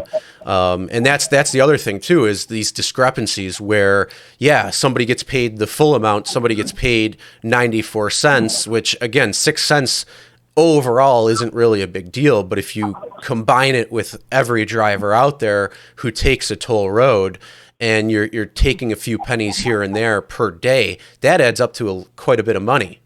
And then just like if you're only getting paid the Easy Pass amount, not the actual toll amount. Yeah, but then the question too is, what is the passenger getting charged? Are they getting charged the full toll? So are they getting charged that cash rate toll, or are they getting charged the Easy Pass rate? And I agree with you where they should be getting paid. All drivers should be getting paid the full toll, whether they have Easy Pass or one of these smart passes, and getting a lower rate or not, because it's not a mandatory thing. And as you said, yeah, it's for convenience. That's one of the big things right there. It should be 100% of the toll, whether you have an Easy Pass or not. If you have the Easy Pass, you put in a little bit extra effort, make that extra 5, 10, whatever cents it might be. Again, it's not really too much of a big deal, but I think full tolls should be. But in regards to lawsuits, you'd have to go back and add up all your tolls, and if it ends up being worth some money, at that point maybe, but more than likely it's probably going to end up being about, I don't know, maybe $20 to $50 per driver or so. That would be extremely small claim court. Also, one more thing that you said, what would be a good thing is, like, let's say, for example, I don't know up by you where your boundaries are, but down by me in, like, the White Plains area, I can't pick up when I go to the Bronx, or as of October 1st of last year, I can't pick up in the state of Connecticut anymore. I think if we get a call going outside of our working area, we should get like a $20 or $30 fee to drop off and come back empty. That would be good. Something like that would be a good thing, like a return fee, or even on long rides. If you can't pick somebody up and you have to go far in, let's say you got to drop somebody off in Hartford, Connecticut. That's pretty decent drive. Then you got to take that whole way back without being able to pick up a ride. It makes sense. Being in downstate right there, unfortunately, that whole New York City, Connecticut thing can be a real problem, especially for drivers right there. Yeah, I just think there's a couple of things that Uber could do to make everyone happy. Mm-hmm. But at the end of the day, I only think it's going to occur if the government or the judges step in and force their hand to do it, which is kind of sad. So that's why I'm pro 85, but I'm not pro 85 because at the end of the day, I do enjoy my freedom of logging on, logging off whenever I want. Mm-hmm. But if you're telling me, if 85 passes, I got to work set schedule and I'm making $30 an hour, because they're not going to just pay us like $18. They're going to have to pay us for wear and tear and gas as well. Yeah. So I think the rough amount would probably be like $30 or $33 per hour. And if that's the case, hell yeah, I'll do it. $33 an hour? Get some overtime? Sure, why not? Where you want to go? Down to Black? Let's go. That's just how I feel about it. Yeah, unfortunately, it's one of those things where we're not going to be able to kind of see a test market be able to do that right now. I'd kind of like to see what it would look like in a test market. I'm sure a lot of drivers in that test market would probably be a little pissed off about that. But, that's something that would kind of be pretty good, just to kind of get more information to make the best decision for drivers and what would benefit them the best. Right now, the test market that we do have technically is California, since everything's happening there first. Yeah, but Uber, at least Uber's trying to do everything they can to avoid classifying drivers as employees. So that's what these changes are doing overall. But I'd like to see what an area would look like with drivers as employees, and kind of go from there, because at least you can see both sides. Right. I think that would be a great idea also, because at least then we know, would it work or would it not work? Mm-hmm. Yeah. And, who knows? Maybe in time we'll see it somewhere. Maybe we won't. Maybe they'll actually just make small steps that will improve or at least most drivers overall. And that's really what we want to agree on, is that drivers should gain better benefits overall, and be steps ahead than where this last year has been. Yeah, it's like a lot of drivers who have newer cars that go out and finance them, they don't know, but once they go to a dealer to get their car fixed and they find out they work for Uber, they lose their warranty. Mm-hmm. Oh, yeah. Yeah, there could be some big problems. There should be something for all drivers, no matter if they have a new car or used car, You know, there should be some kind of security for them while they're working or if they get deactivated. Mm-hmm. That's the main thing I think is the issue is I don't want to say job security because, again, we are somewhat independent contractors. Mm-hmm. You know, but, I mean, if it goes back to 85 saying, hey, 33 an hour and you got to work 40 hours a week, I'm fine with that also. Mm-hmm. So it's kind of like you're torn in between both things, and no matter what the outcome is, it could be good or bad. We just got to see what happens with 85. Yeah, and just to let you know, because you're in New York State too, the Senate and Assembly versions of an AB 5 like bill is both in the Assembly and Senate labor current committees. So they're just starting because the legislative session had just started, I think, yesterday or the day before. Yeah, what they're going to do down in New York City is pretty much what they do everything else with the laws. Mm-hmm. If New York does it first, California follows suit and vice versa. So if AB 5 passes out there, it's going to the bills out here are going to pass automatically. Mm-hmm. You know, but one thing that I find funky is the fact that Uber is looking to try to make money for themselves, and they're selling Uber Eats to different countries. Like there's a Uber Eats in a different country that they're selling off because it's not making them money, and Mm-hmm. they're little by little getting rid of part of their actual own business, which is kind of getting me weary as to why they're doing it. Yeah, I mean they're all over the market right now, trying this, that, and the other thing. So I think they're just trying to see what would make money, what's not making money, and then cutting off the things that aren't making money and continuing with things that are. I mean, to be honest, if they really wanted to make money and make everyone happy, I would just say raise the rates, because at the end of the day, Uber it's not a necessity. Mm-hmm. You know? Like, if they were to raise the rates, I guarantee you people would still use Uber for the simple fact, okay, I could send my 19-year-old daughter in an Uber going somewhere. I know where they're going. I know who the driver is. If they lose anything in the car, we can call them up and give them money or pay a fee to get it back, Mm-hmm. It's a household name now. So if they charge double or triple, people would still take it because of the security that they have of knowing everything about the driver. Mm-hmm. They wanted to make money, raise the rates, make the drivers happy. The more drivers that are happy, they'll go out there and make more rides, and they'll make more money. Oh yeah, 100%. If that's all they have to do, raise rates, pay drivers better, and you'll see a lot of drivers be a lot more happy. Yeah, a lot more drivers are happy. They're going to stop suing you. You don't got to worry about paying court fees. Mm-hmm. Mandate all drivers have a dash cam. That way, in case some passenger tries to lie, they send the footage in. If the driver wasn't lying and the dash cam saves his butt, deactivate the passenger, send them the Lyft, let Lyft deal with them, or Via or whatever other company there is. Because if they're willing to try to get a free ride over a driver, what's not to say that they're going to try down the road to try to sue Uber for something completely different to get a free, couple million out of them. Mm-hmm. Yeah.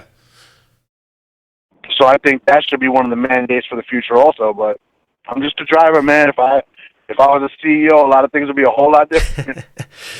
Well, the good news is in good time, things will be progressing.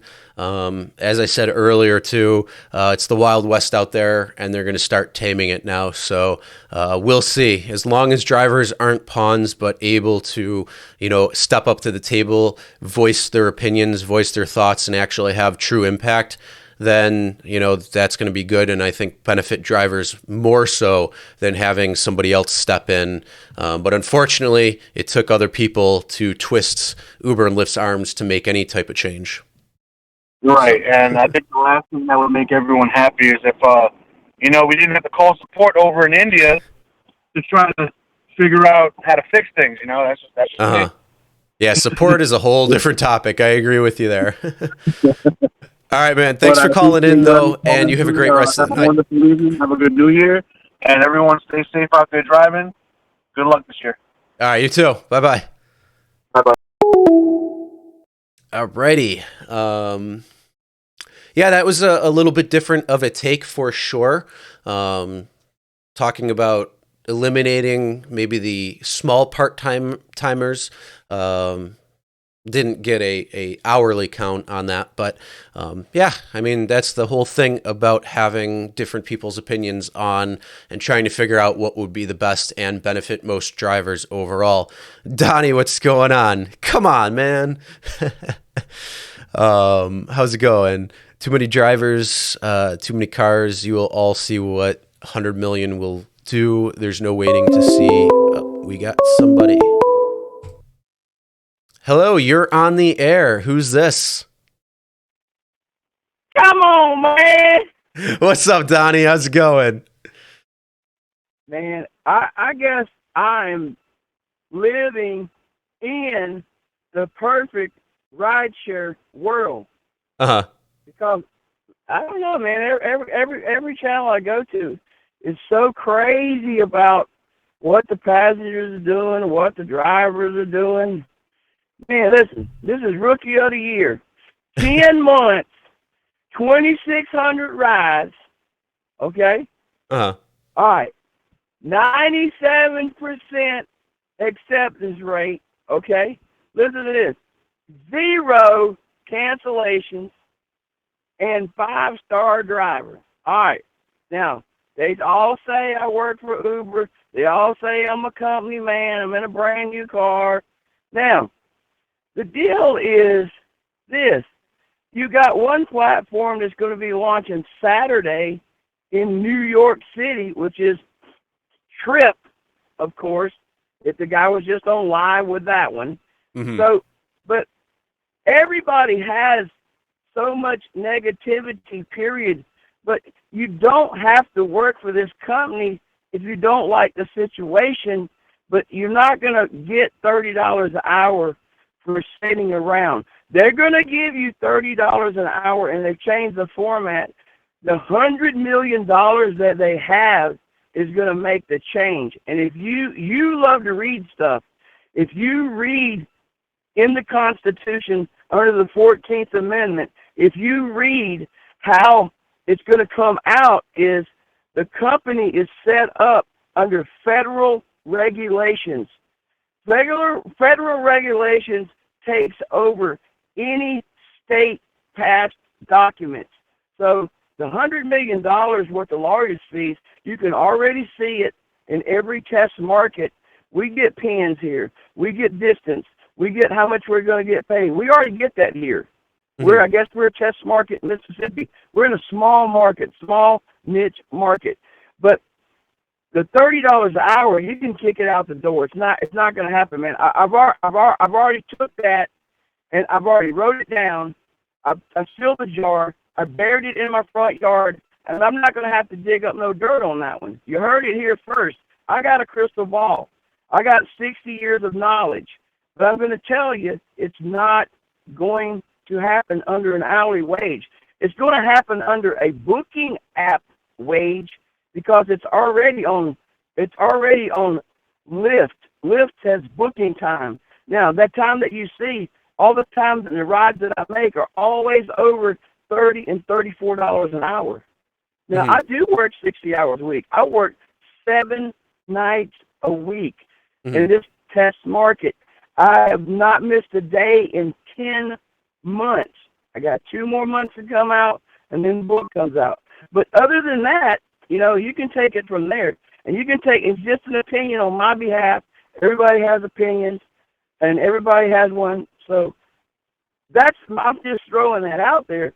But, I'm living in the perfect rideshare world, because there's 10 casinos within rocks throwing distance. It's always busy. It's 2,500 customers during the weekdays, 9,000 on the weekends. And so we stay busy here all the time. Now, all markets are different. I got brought 20 miles away from the casino to take somebody home, so I pulled over and said, man, I got to get on the show and at least say there's a lot of positivity and a lot of drivers that don't get on YouTube, that don't bitch about their job, and they go to work every day, and it's a side hustle. It's not a full-time job anymore. They advertised it as that, but what people advertise at and what they do are always two different things. You can advertise it to be a full-time job and get drivers, and the other thing is, yeah, what happened 10 years ago, they wanted to give you $3 a mile because, listen, they wanted to get drivers on the street. They didn't give a shit. They gave you $5 a mile because what they wanted to do, they wanted to get it to the level part right now, a level playing field. But, yeah, they're taking advantage of the drivers. I believe that. They're taking advantage of everybody. Man, I have fares that are $2.99. $2.99. That's what I get paid out of a $7 fare all night long. But the passengers always tip $5, $10, $15 over and beyond. It's crazy tips here. I make more in tips some nights than I do driving. But that's just this market. In Buffalo, you're in Buffalo, so your market's totally different. And you don't drive full time, correct? You're a part time driver? No, I drive between 20 and 30 hours a week. Right. And the deal is here, and I do a lot of surveys. I run around and talk to a lot of drivers. Everybody here is in a queue. You're in a casino queue. There may be 50 cars within a 5-mile area, but it doesn't matter if you sit right next to the front door of the casino. Somebody will come right beside you and get the ride from you because they share the wealth. In this market, Uber and Lyft share the wealth amongst all the cars. It doesn't matter if you better get away.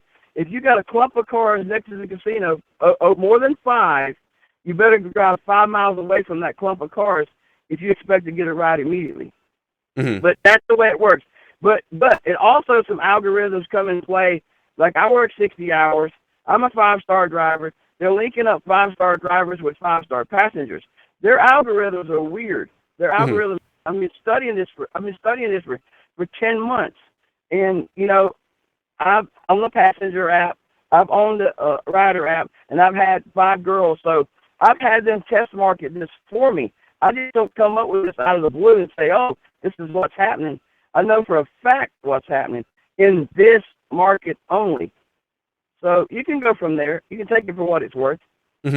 Yeah, you definitely have a unique market for sure, which is, it's a lot different than probably most markets are. Yeah, I drive to New Orleans. I take somebody to New Orleans airport, and I stay. If I'm 7 or 8 o'clock, I stay in New Orleans and drive around New Orleans, pick people up, come back at 5 o'clock in the morning. But believe me, it's scary to be in that rideshare market. I mean, it's super scary. So I don't drive in New Orleans a lot. I mean, I'm gonna tell you, I've driven in New Orleans maybe a handful of times, and that's it. And I get my ass back to Mississippi as fast as I can. But it's scary. It is a scary rideshare industry. It looks like all the footage that y'all show and everything, and then some. Depending on where you are, you could definitely have some issues. We don't have the crazies here, man. They're here to go to the casino. They're here to have a good time. Now, believe me, at 2 or 3 o'clock in the morning, I get some of them to get turned up and get crazy. But I let them be their self. Like my last passenger, I drove 20 miles. All right, it was 2 young ladies. She personally knows Morgan Freeman. She got pictures on her phone. She wanted to show me, and I let her take charge of the charger. I let her take charge of the radio. We listened to her music. And her girlfriend, they were dancing and singing and carrying on and having a great time. But those passengers are far in between sometimes. But you got to have some kind of coot, and you can't just get on the passenger right off the bat and just the way some of the videos go. I don't know, just the way people handle their own rideshare. That's their own car, and they handle it their way. But hey, when they're paying to get in my car, turn it up. Let's have a good time. Unless you're going to throw up in my car, and then you're getting out of here. But I, knock on wood, only had people throw up on my car, not in my car. Well, that's good. And they did, and they did pay me. I sent them the picture of the throw up on the side of the car, and they paid me the next day. Boom, it was in my bank. I just uploaded the pictures, got paid. I was one of the lucky ones that got paid the top dollar for it. I think they only pay $20 or something now, which is ridiculous. Yeah, for sure. Yeah, man, and you have a fine show. You have fine videos. You do a lot of stuff. I'm just totally off the wall. I just tell it like it is, and I just try to express myself as much as I can. I'm building a little channel, and I hope everybody likes it. And I'm going to be the $1 Million Man in 2020. So everybody Sounds good. You better share that with Thanks, Donnie. Chris. You're awesome. You're awesome, man. All right, man. Have a great night. Thanks, Enjoy. man. Come on, man. Come on, man. All right. Thanks, Donnie. And Genuine, thank you for the $20 super chat. That is awesome. Thank you very much. And I like the little sticker. Thank you for being, I'm assuming that's like awesome or something, but no, thank you very much for that. I do appreciate. But yeah, I mean, Donnie's got a very unique market, and that's for sure. And who knows, maybe one day I'll go down to Mississippi and see if I can ever check that out a little bit more, because it is very unique for sure. All right. We're going to end the phone calls on that. So thank you, everybody, for calling in. That was a lot of fun, and I'm glad it worked out, especially because, like I said, just trying this for the first time and making sure everything is working and working properly. So I'm very grateful that's the case, and I hope you guys had a good live stream as well, and share your thoughts and just had a good time overall. But I'm going to end this now. 3-hour channel time. We're at 2 hours. Yeah, just hit the 2-hour mark. It's 2 hours and 51 seconds that it's showing. Or maybe just a little bit more. It depends on the that. So yeah, didn't expect to go that long, but yeah, that's hopefully what we'll be doing is a couple of different live call-ins as well for whatever topic it might be, or just hangouts. There's going to be a few changes, or additions, I should say, to the channel itself and just some of the programming that's coming. So it's going to be a lot of fun. Hey, Rick, what's going on? You just missed everything, Rick. But welcome. You get to go back because it's DVR'd, so that's all good. But yeah, I hope you guys had a good time. I love the new setup. This is actually really awesome.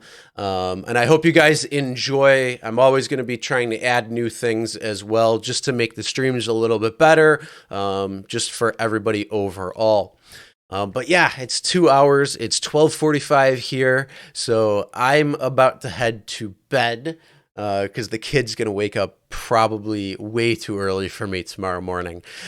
So everybody have a great night. Also, for anybody who's watching the post live who may still watch the whole thing, make sure to hit that subscribe button and ring the bell for notifications so you'll be notified every time a new video is released, as well as anytime I go live, so you can participate in the live chat like everybody's doing and having a great time.